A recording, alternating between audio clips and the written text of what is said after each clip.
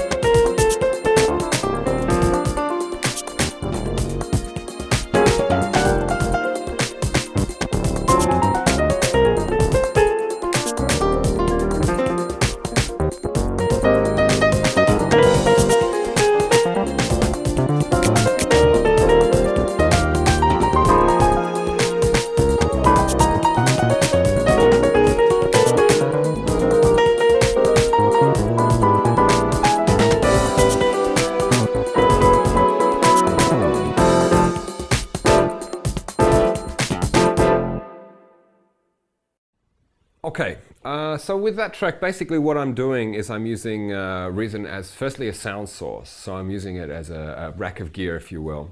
If you check out the rack here, I've got a few different of the refills and Thor devices set up.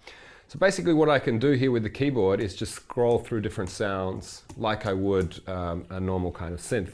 The beautiful thing with Reason is that I have, an endless amount of sound opportunities to be able to just kind of select at any point in the song that I want. For instance, I started off with a Rhodes here, which is from the electromechanical refill. Very nice, usable kind of auto pan Rhodes thing. I also had a Thor bass, which was kind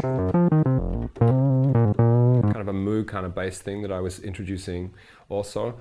The piano was from the Pianos refill. It's a Yamaha C7 grand piano. Sits really nicely in the mix. So basically what I was doing is I was just flicking between the sounds in real time while the sequencer was running. With this track, my main objective is to keep the sequencer going and lay things while I'm actually playing. So don't stop the music, if I can use a cheesy term. Also, another thing that I was using here was the Rhodes here, but then putting a pad underneath it, which is called layering, which you can do using the Combinator from within Reason quite easily, which we can go into a bit later on. One of the main factors when I'm performing with Reason is I like to involve the controller and the software as much as possible together. That can be done really, very easily with Reason using override mapping. For instance, if you notice when I was in the first section here, I can chuck the sequencer directly into record just by pressing a button on this core controller here. Very nice. I can also take it in and out of loop mode, for instance. Here, if I want to stay in the first section, I have it in loop mode here on the bottom.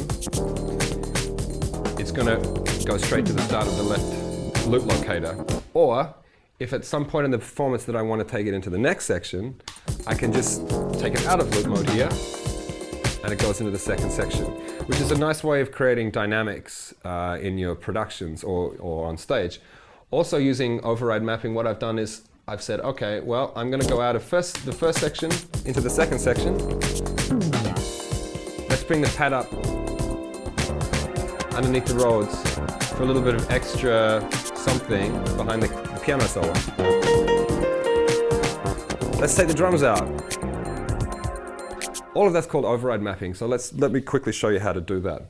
For instance, let's say we want to mute the drums. What I do is I go into the rack here and I say, all right, what exactly do I want to, what track do I want to mute here?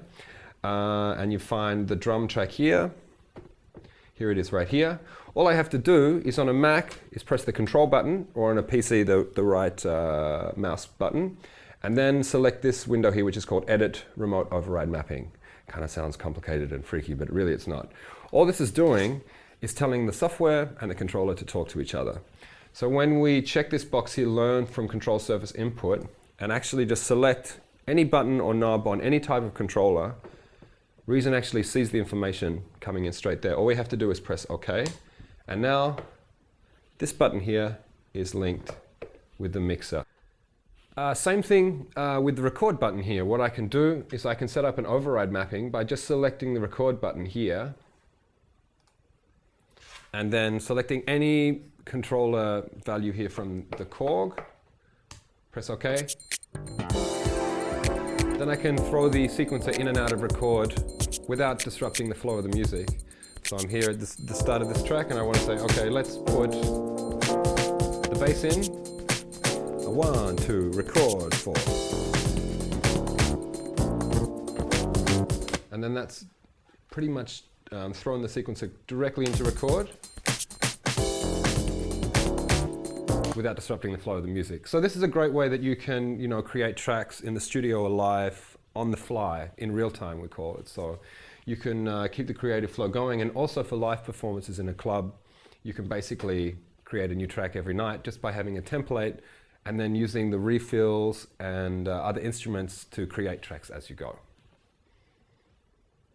Okay, so that's a little bit how I set up Reason in the studio or on stage using the combinator and override mapping.